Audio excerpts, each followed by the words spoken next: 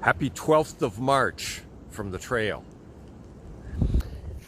I've been thinking about the first time I ever set foot on the Appalachian Trail. I was 20 years old. I could barely grow a beard. 1978. And it occurred to me yesterday, I saw a reference to Earl Schaefer.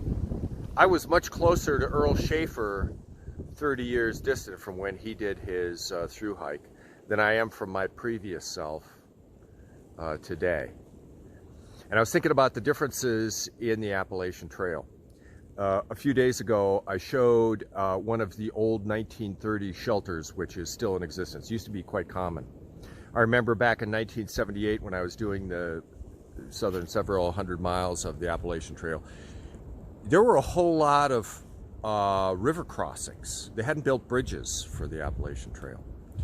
There was obviously no GPS. There was no gut hooks. There was no AWOL guide. Its predecessor, very popular for several years, the Philosopher's Guide didn't exist. There were no data books. The only things that existed was each hiking club published a guide to the Appalachian Trail in their section. And they kept them up to date, you know.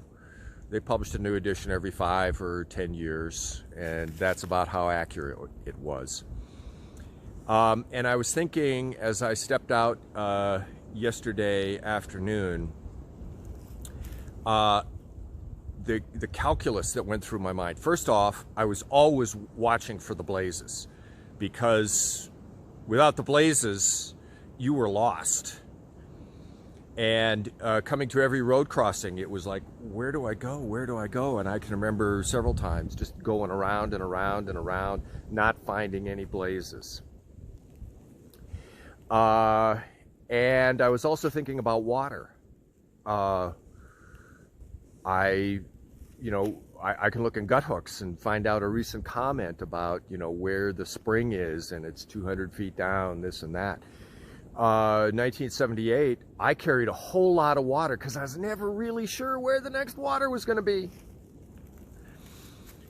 A few days ago, I met an old timer from Damascus. I believe Roy was his name.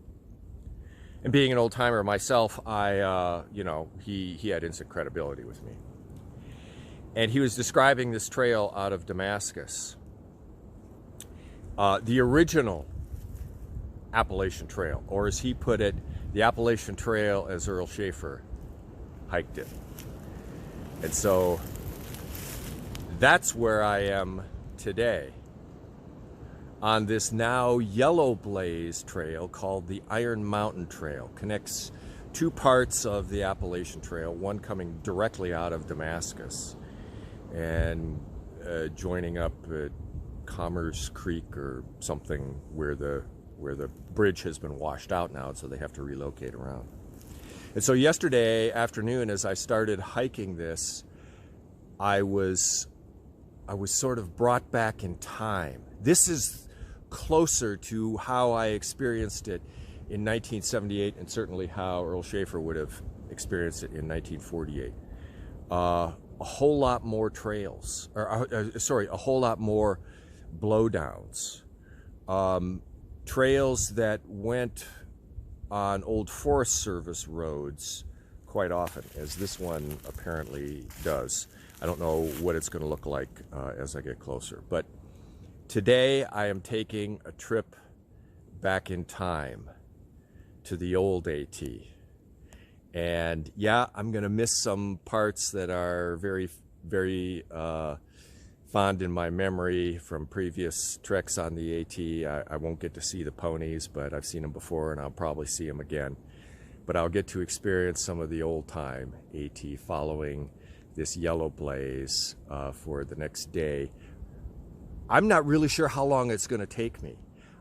I'm not really sure how many miles it is to Damascus. So I have an extra day of food, and as I mentioned before, I'm carrying more water, and I'm not sure when my next water source is going to be.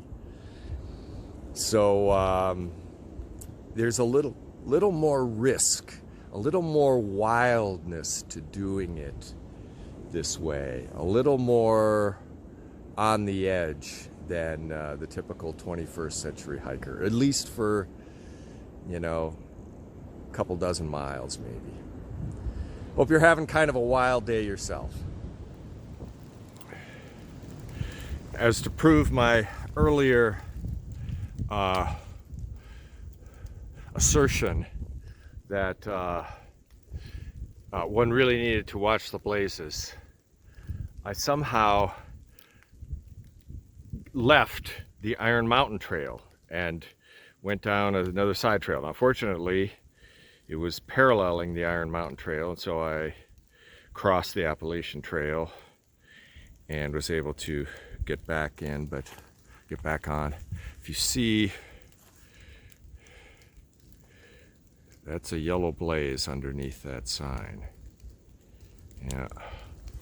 Let's see if I can see. Oh yeah, and there's one on this tree. There's two on these two trees. So, moving on. It's starting to rain. If you can't hear it. Yeah. It wasn't supposed to rain till 1, but I'm on the Iron Mountain Trail.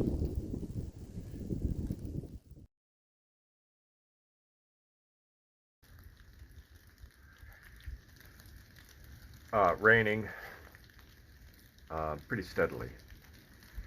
So I've stopped in at one of these old shelters made up of timbers, probably cut right here on site. Don't know what year. This is Cherry Tree Shelter. And this shelter was built when this was the AT. Nicely maintained. No baseball bats, just boards.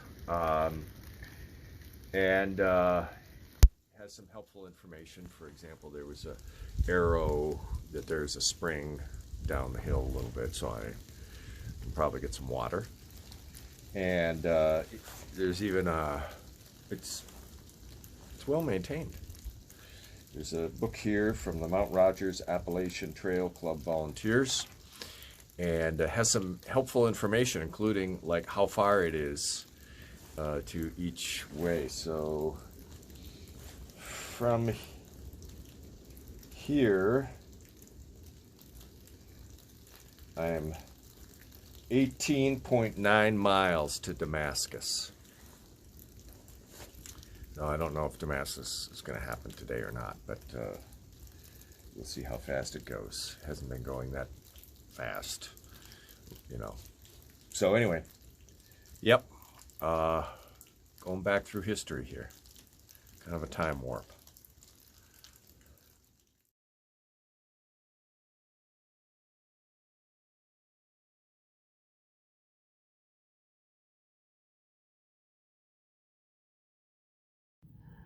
Well, I came up right from here.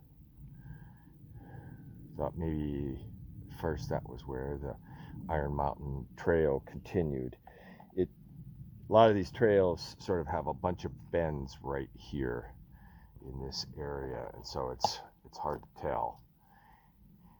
So I said, I don't see any yellow blazes. Came here. Okay. That one on the top says Iron Mountain Trail. It's like pointing in there. So then, okay, so I went down there, and I think that's the Feather Camp Trail. And then I came back, I'm like, wait a minute.